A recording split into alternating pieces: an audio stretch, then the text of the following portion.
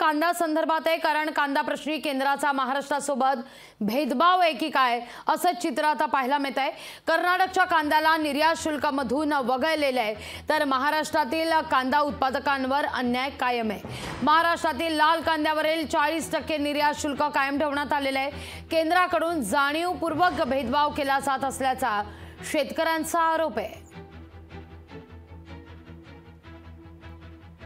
गुजराती कांद्यास परवानगी देण्यात आलेली आहे, निर्यात शुल्कामधून वगळलेले आहे, तर कर्नाटकमध्ये देखील तीच परिस्थिती आहे। निर्यात शुल्क हे हटवलेलं आहे कर्नाटकमध्ये, तर महाराष्ट्रावर मात्र अन्याय आहे। महाराष्ट्रात परिस्थिती जैसे थेच पाहायला मिळते आणि त्यामुळे महाराष्ट्रातील शेतकऱ्यांकडून संताप व्यक्त करण्यात आलेला आहे।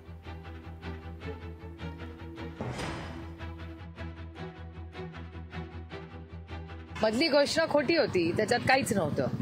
कुठे त्याच्यातून कुठल्या कांद्याच्या शेतकऱ्याला दिलासा मिळालेला आहे। त्याच्यामुळे कर्नाटकात जी घोषणा झाली तशी देशात व्हावी आणि ह्याची मागणी, मी कांद्याचा प्रश्न गंभीर होणार आहे हे पार्लमेंटमध्ये पियुष गोयलांना हा प्रश्न 8 ते 10 म्हणजे दुष्काळ आणि कांद्याचा प्रश्न याच्याबद्दल मी जवळपास ऑक्टोबर मागचं म्हणजे 2023 पासून बोलते। आज आपण जून महिना उद्या सुरू होणार आणि हे सगळे प्रश्न आम्ही मांडलेले आहेत, हे होणार आहे हे सांगितलं होतं। पण हे अतिशय असंवेदनशील सरकार असल्यामुळे काय अशा सरकारकडून अपेक्षा करणार आपण? दक्षिण भारतातील टॅक्स कमी केला आहे 40%, कारण तेथील शेतकऱ्यांना त्यांना वाचवायचं होतं। शेतकऱ्यांच्या कांद्याला त्यांना योग्य बाजारपेठ उपलब्ध करून देऊन योग्य भाव देण्याचं होतं। हे महाराष्ट्र सरकारही करू शकतं। हे काय झोपले आहेत काय?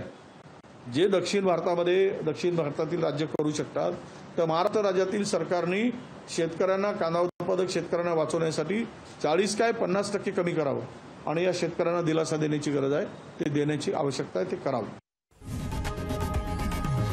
लोकशाही मराठी ऐका, पहा, जागरूक रहा।